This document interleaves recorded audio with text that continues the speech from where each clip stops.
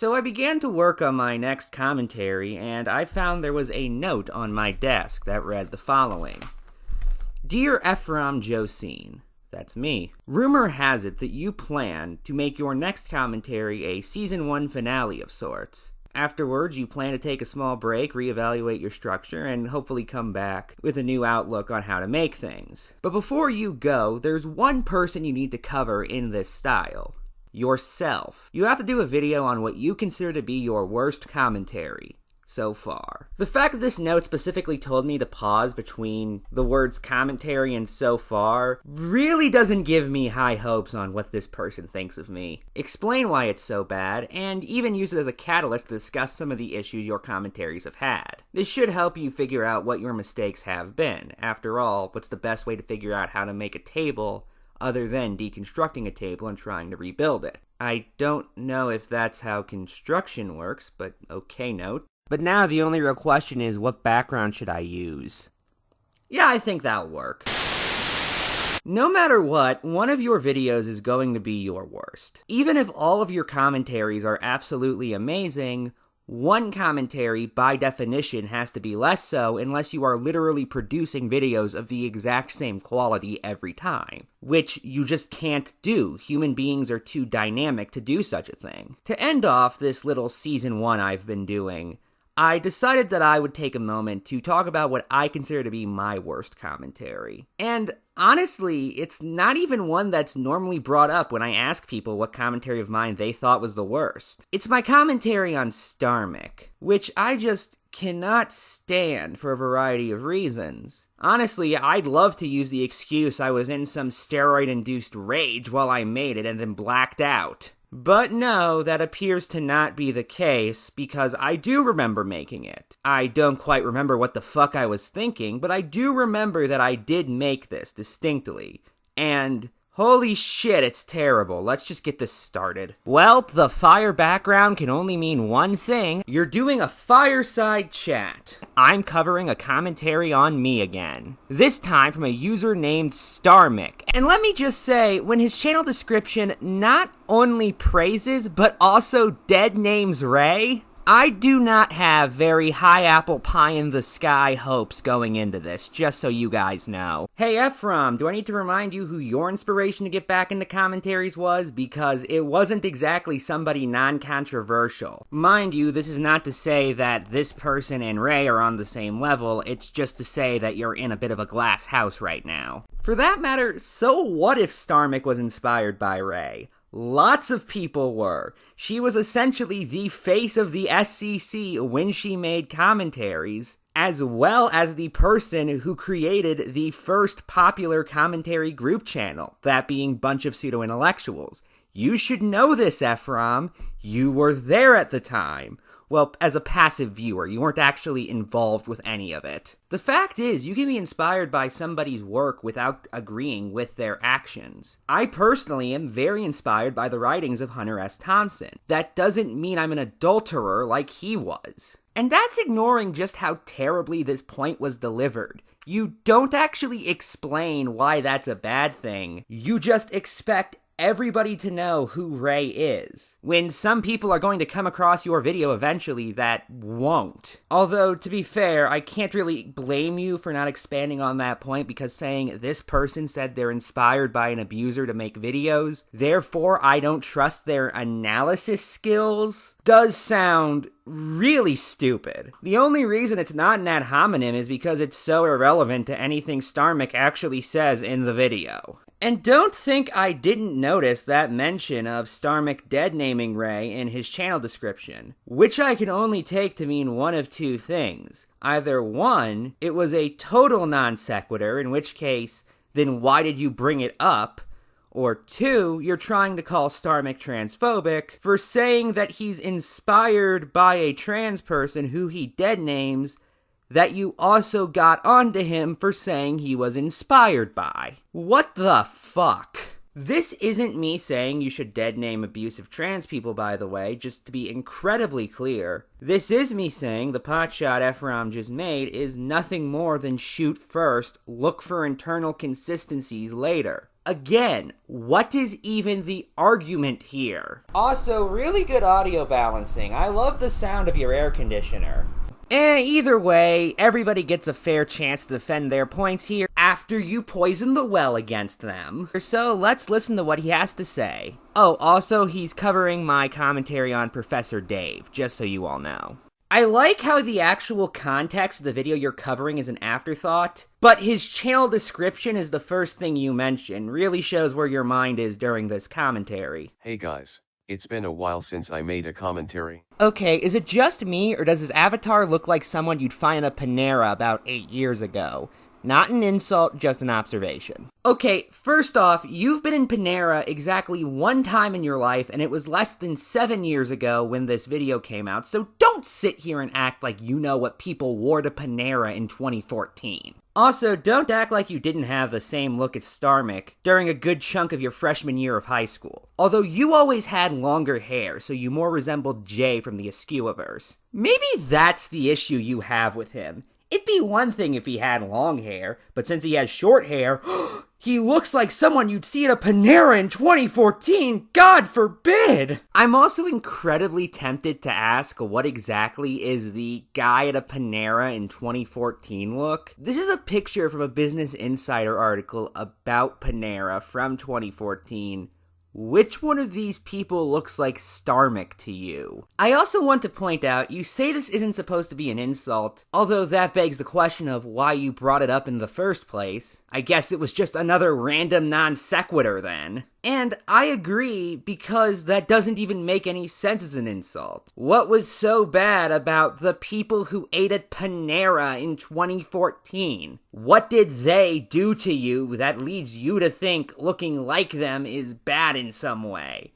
Because again, even if it's a terrible attempt at an insult, we both know you clearly intended it to be one. And lastly, and quite possibly most importantly, turn off your air conditioner before you start recording. I know I already brought this up, but it's just incredibly annoying. Now, as promised, with the indictment of conservatives complete, I turn to liberals and the missteps they are enacting that are preventing resolution. Number 1, please stop saying things like gender is a social construct. So, quick question to you, Professor. If the societal attitudes and roles created as a result of the observation of one's sex isn't a social construct, then what is it exactly? For that matter, if this is the case, then why have the concepts of masculinity and femininity differed so much throughout history? Just 1 century ago, pink was considered a masculine color and blue was considered a feminine color. Today, it's the exact opposite in most of the West. At this same point in history, white dresses were entirely gender neutral, as was the term girl, which simply referred to a young child, who would later turn into either a man or a lady. High heels are considered feminine in the West today, but once upon a time, they were actually invented for the purpose of archery, and were later co-opted by the aristocracy as a sign of wealth. A man who has sex with a lot of women today is considered to be a playboy, or a pickup artist, or something else along those lines, but in ancient Rome, he would have been considered unmasculine. In fact, in a lot of the 20th century, homosexuality was considered effeminate. In ancient Rome, having sex with women was considered feminine, and having sex with men was considered masculine. Well, if you wanted my sources, I'll give you them. And you'll even throw in a sudden spike in volume like the gentleman you are. The claims about pink previously being a masculine color, blue previously being a feminine color, white dresses previously being gender neutral, and high heels being a status of wealth came from this old video from Secular Talk, which covered this article from the Huffington Post. Another thing the article mentions that I actually forgot about until I reread it for this video is that cheerleading actually began life as a masculine sport. Women weren't even allowed to be included for the first couple of decades it existed, and it did not become female-dominated until the 1960s. Presidents Franklin Roosevelt, Dwight Eisenhower, and Ronald Reagan all even engaged in the sport in their youth. The claim about girl previously being a gender-neutral term came from this video from Vosh. Okay, that's great and all, but that didn't disprove Starmic's point. He didn't say you were just pulling these claims out of your ass. He was criticizing your video for not showing these sources when you originally made these claims. Now don't get me wrong, nobody's expecting you to name-drop your sources like you do here, as you were making that point originally. Not just because a lot of these tangents where you list out a bunch of facts or you speaking extemporaneously, but also because that would just sound incredibly weird to say. However, you could have gone back in editing and put up I don't know, just some text from an article that says this. Or link your sources in the description. Or done anything as opposed to the nothing that you did originally. People should be able to redo your research and make sure that you're telling the truth. And if you actually are telling the truth, you should have no issue with that statement. You not showing any sources just makes you look suspicious.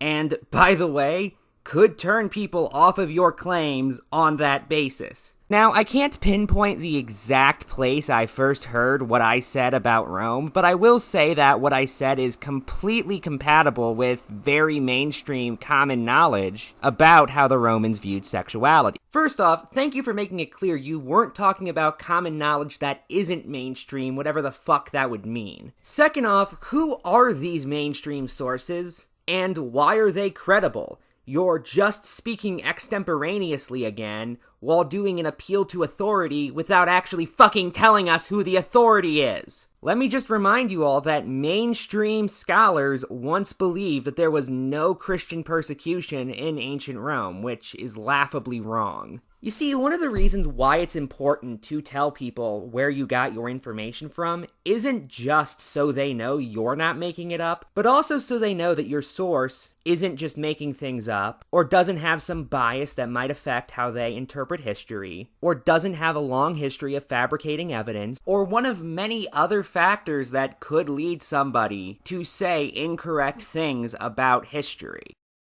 Ephrommentator, he never said that societal attitudes and roles created as a result of the observations of one's sex isn't a social construct, because Dave himself already established his own definition of gender, which doesn't include any of that, so this tangent doesn't really work here.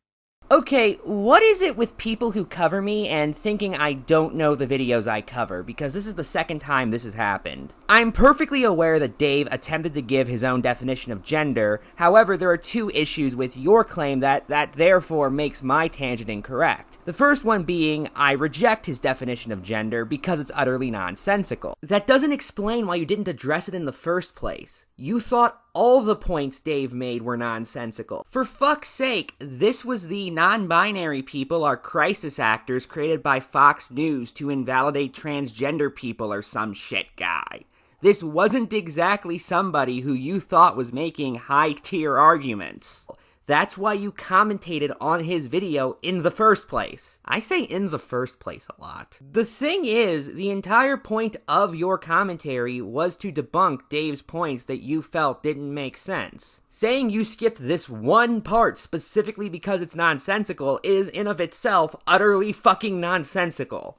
The most he gave was that it's complicated. He also said it was a neurochemical process. I'll give you that's not much of extra elaboration, but that's still more than just, it's really complicated, guys. Which isn't a definition. Then what were you rejecting?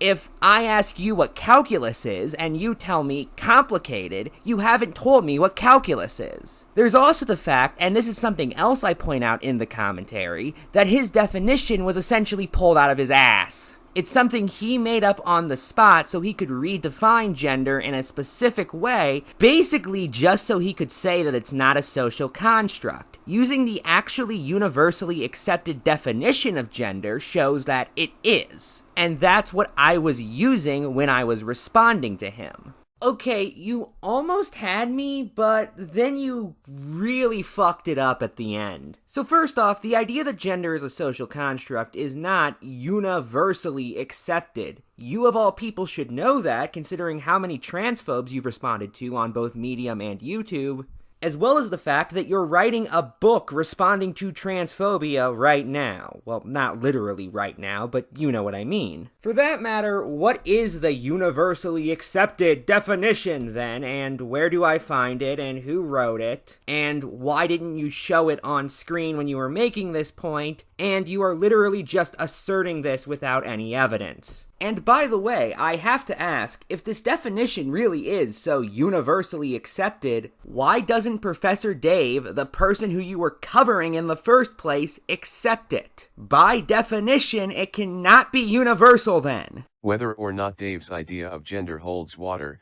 We already know where his premise for the claim that gender is not a social construct stems from. Yeah, and I don't accept his notion, hence why I was ignoring it for this point. Didn't you just say this? Here's a question, Starmick. Where were you 8 years ago? More specifically, were you in a Panera? Here's a question, Starmick. What's the deal with the pina colada song? Here's a question, Starmick.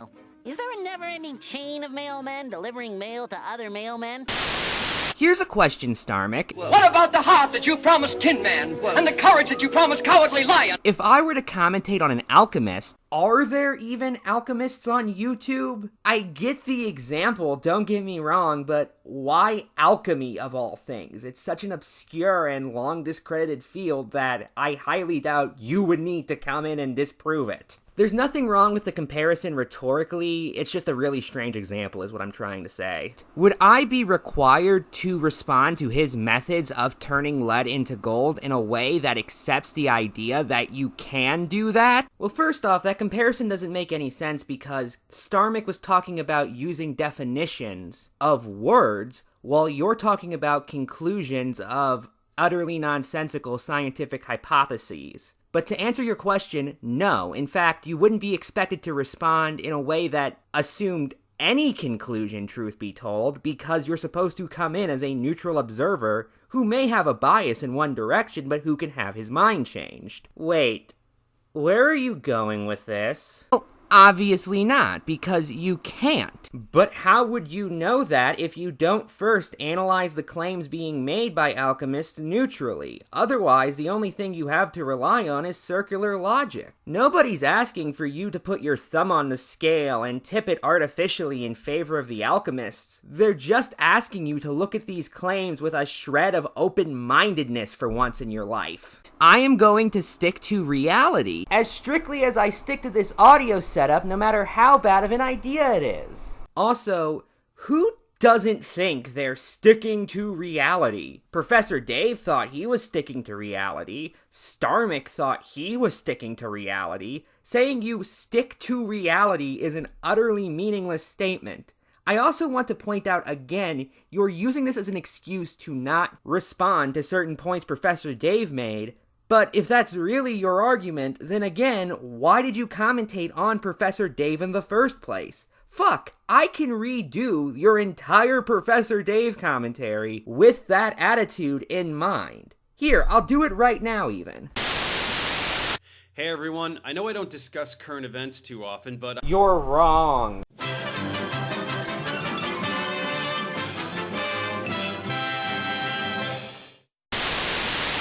Given your commentary on Dave was not just that, we can assume that you know on some level this is utter bullshit, and are just using it to worm your way out of a very mild, might I add, criticism. I also want to say, this anti-intellectualism you're displaying, put together with the pretentious idea that you apparently know everything, and by the way, that is the only thing you could mean when you say, I'll stick to reality, as if that's somehow different from how everybody else does it, is honestly a tad cultish and, if I'm going to be blunt, somewhat fascistic. Now, I'm not calling you a fascist. If anything, I believe your only ideology right now is whatever lets me cover my own ass, but it is at the very least worth noting.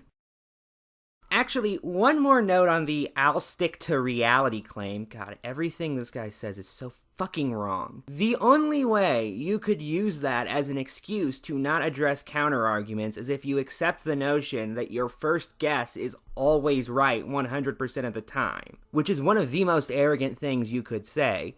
You know, Socrates once said that he was the wisest man in all of Greece because he admitted he knew nothing, as opposed to Ephraim, who has essentially said, I know all because I say I know all because I say I know all. Yeah, you haven't actually proven you've stuck to reality at any point, by the way, so again, this is just circular reasoning, while addressing pseudoscience. How is what Dave said pseudoscience? And Dave's definition of gender is pseudoscience. Thank you for clarifying what it is you're talking about, in spite of the fact that everybody figured it out the first time you said it. How about you back up your point instead now? But that's not the biggest problem here actually. Fun fact, I watched Professor Dave's video before this commentary existed, and I remembered a point where Professor Dave mentions gender roles and gender expectations. Gender roles are a social construct. That all men must be this way and do these things, and all women must be this way and do these things. That is a social construct, and it is one that became obsolete immediately upon evolving beyond a hunter-gatherer society. It has only persisted due to deeply rooted misogyny and the desire to treat women as private property. Rage against gender roles as a social construct all you like. I'm right there with you. But stop saying that gender itself is a social construct. In Dave's eyes at least, everything you described here would fall under gender roles and gender expectations, in which you yourself implied with the statement societal attitudes and roles created as a result of the observations of one's sex. So yeah, your point here fails, since we know he believes those things are a social construct. What's suspicious here is that this part of his video is completely cut out from your commentary. It can come across as dishonest, so make sure not to do this in the future. I'm not going to accuse you of doing anything malicious, as it could just be an oversight, or maybe I'm completely off base here. You're not going to say that I did it for malicious reasons, you're just gonna heavily imply it. It was suspicious, after all, but not malicious, not malicious. No, nobody said it was malicious. God, you're paranoid, and I'm not even entirely sure what you're trying to go with here. So because suspicious and malicious rhyme, I guess, that therefore means that Starmick was actually calling you malicious when he said suspicious? You do know that not all words that rhyme are synonyms, right? But to tell you why I cut it out, it's because, to be honest, I didn't have anything to say about it. Although, looking back, I really should have said something about it, because that doesn't make any sense considering gender roles flow from gender. Saying that gender is not a social construct, but gender roles are, is essentially on the same level as saying that 2 plus 2 is biological, but 4 is a social construct. But wait a minute, you said earlier that gender flowed from biological sex, which you do not believe to be a social construct. Now, this is not to say there aren't some who do believe that, but first off, Ephraim is not one of them, and second off, even they believe that biological sex is just a social classification of real biological characteristics. At some point, you're saying that we are creating social constructs out of biological realities. That's just how this works. That doesn't make any sense. As for the rest of your point, well, it falls apart for the same reason it fell apart before. I don't particularly care what Dave thinks, because Dave is wrong. Ephraim, you quite literally make videos where the entire point is to disprove people who are wrong. That's not an excuse. My commentary exists to argue that his views on gender are wrong. Telling me that actually David correctly understood gender, but he just called it this other thing, is a complete non sequitur, because it doesn't address my actual point. It's not particularly meant to, it's just meant to say that you hyperbolized how wrong Dave was. Anyway, final thoughts. I'm not perfect. Nobody is. I cannot promise you perfection. But what I can promise you is my best attempt. Over the past 50 commentaries, I've done a lot of things I'm very proud of and many things I regret. I've grown in a lot of ways and learned a lot of things. And it is my hope that I can continue growing, learning, and doing things I'm proud of in the future, even if it means occasionally screwing up. A lot of people have told me that my recent commentaries come off as too nitpicky or too angry, and truth be told, I think there's a lot of truth to that. Hence why I want to take a break, and hopefully we'll come back with a better style, a better outlook on making commentaries, a better process for making commentaries, and overall better content. I have no idea if this is going to work or not, but worst case scenario, I make some bad content, which, if this video is any indication, is something I've already done anyway. If I'm going to do so, it might as well be in the name of improvement as opposed to in the name of covering my own ass, or because I didn't understand a situation, or because I was just a nitpicky douchebag for half an hour. The Odd Life of Timothy Green is a terrible movie, but there's one scene that stuck with me, and it's at the end, when the parents say that they plan to make better mistakes. Well, I can only hope that the mistakes I make next time around are better than the ones I made before. Good night, and good luck.